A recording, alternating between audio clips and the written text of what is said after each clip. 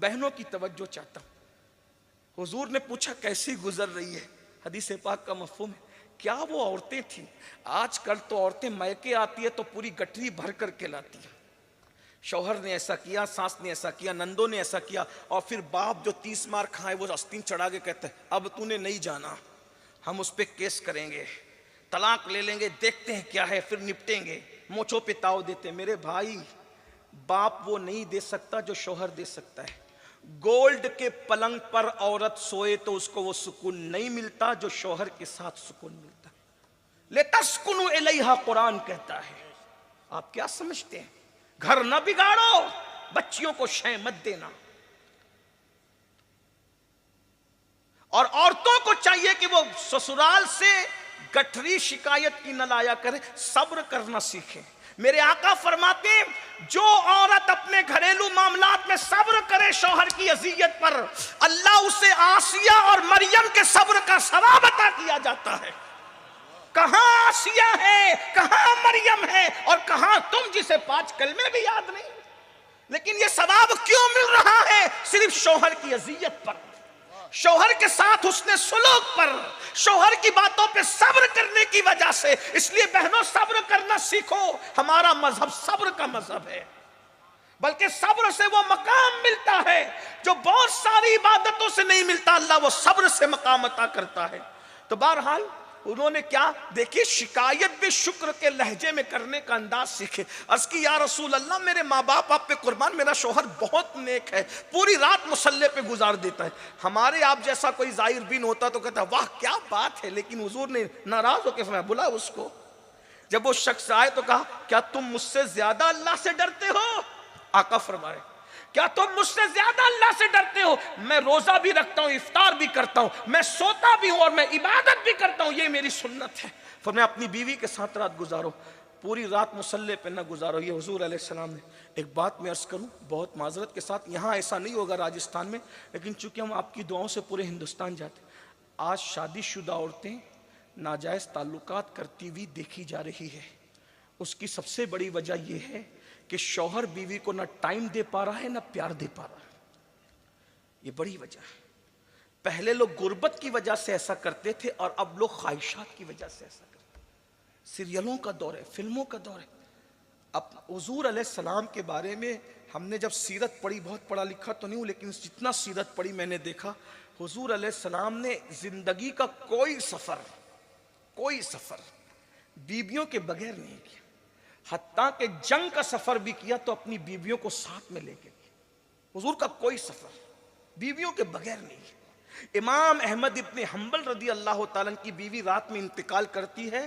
दूसरी रात आने से पहले आप दूसरी बीवी से निकाह करते और फरमाते हैं एक रात भी मैं बीवी के बगैर इसलिए नहीं रह सकता कि कहीं शैतान अपना काम न कर जाए। और यहां तो बीवियों के बगैर पूरी पूरी रात गुजार रहे हैं, बल्कि कहीं और भी गुजार रहे हैं। तो बात समेटते हुए, मैंने पहले ही कहा था सर्दी का मौसम में ख्याल करूंगा, मैं समेट रहा हूं बात को। अगर बीवी सताए, मुंह चलाए, पहली बात तो याद रखना, मुझे किसी की बीवी ऐसी नजर नहीं आती जो मुंह ना चलाए।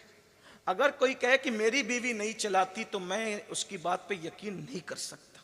उसकी वजह बताऊं, जनाब खलीलुल्लाह की बीवी भी उनके साथ मुंह चला रही है। हदीस है, मुसन्नफ इब्न अब्दुल रज़्ज़ाक़ में हदीस मौजूद है कि हजरत सारा ने जब हजरत इब्राहिम खलीलुल्लाह के साथ बहस की और उनके साथ कुछ बातें की, तो हजरत खलीलुल्लाह ने अर्ज़ की मौला मेरे अल्लाह, ये सारा मेरे साथ इस तरह जबान चला रही है मौला। तो अल्लाह ने फरमाया इब्राहिम तुम्हें नहीं पता कि हमने औरत को टेढ़ी पिसली से पैदा किया है, जब तक इसके दीन में खराबी ना आए इससे चश्मपोशी करते रहो और इसको नजरअंदाज करते रहो। अभी आपने मुफ्ती साहब की बिला से, मुफ्ती आजम राजस्थान से, हजरत उम्मे कुलसूम और सैयदना फारूक आजम का जिक्र सुना। एक मर्तबा सैयदा उम्मे कुलसूम सैयदना फारूक आजम से बहस कर रही। एक साहब, वो भी कौन, हजरत जाबिर इब्न अब्दुल्ला अंसारी, उनकी बीवी की शिकायत लेकर के वो फारूक आजम के पास है। और शिकायत क्या थी पता है? अगर हदीस में ये अल्फाज ना आते तो शायद मैं बयान न कर। मुसन्नफ की तरफ आप देखें। अब हजरत अल्लामा अब्दुल रज़ाक ने अपनी मुसन्नफ में लिखा, जाबिर ये शिकायत लेकर आया, अमीरुल मोमिनीन मेरी बीवी मुझ पे शक करती। अंदाजा करें आप, कौन लोग जिनके तकद्दुस पर फरिश्ते भी हैरत ज़दा, जिनका तज़किया मुस्तफ़ा जान रहमत ने निगाहों से फरमाया। हजरत भाई शक करने वाले को का इलाज क्या है? लोग कहा करते हैं ऐसा कि शक का इलाज तो किसी के पास नहीं। और शक की बात आप समझ गए ना कि मैं क्या कहना चाहता हूं। राजस्थान वाले भी शक का मतलब समझते हैं ना, है? शक करती है बीवी, बहुतों पर होता है शक, और खूबसूरत लोगों पर तो ज्यादा होता है? बीबियां शक करती हैं। अल्लाह अकबर। शिकायत लेकर के आए हैं जाबिर इब्न अब्दुल्ला अंसारी, कहते हैं कि अमीरुल मोमिनीन मेरी बीवी मुझ पे शक करती है। आपने फरमाया ओ तुझ पे शक करती है तेरी बीवी? यहां हमारे घर का हाल यह है कि हमारी बीवी भी कमोबेश कुछ ऐसी ही है। चूंकि फारूक आजम की बात है तो मैं हदीस का मिन अन जुमला बयान नहीं कर रहा हूं, लेकिन उसको बहुत अदब के पर्दे में आपके सामने कि हमारा भी मामला कमोबेश कुछ ऐसा ही है। तो वहां हजरत अब्दुल्ला इब्ने मसूद मौजूद थे। उन्होंने कहा अमीरुल मोमिनीन वो ऐसा कह रहे हैं, आप ऐसा कह रहे हैं, तो आपने नहीं सुना कि हजरत इब्राहिम खलीलुल्लाह ने अल्लाह से अर्ज किया कि अल्लाह सारा ऐसा करती है, तो अल्लाह तबारक व तआला ने फरमाया कि हमने उसको टेढ़ी औरत को टेढ़ी पिछली से बनाया, सीधा नहीं करना उसको। और हमने टेढ़ी पिछली से बनाया, औरत को सीधा करने की कोशिश मत करना। और सीधा करना क्या है? तलाक है। तोड़ दोगे यानी सीधा करने की कोशिश, तोड़ दो। तोड़ना क्या है? तलाक है। सीधा करने की कोशिश मत करना वरना तोड़ दोगे।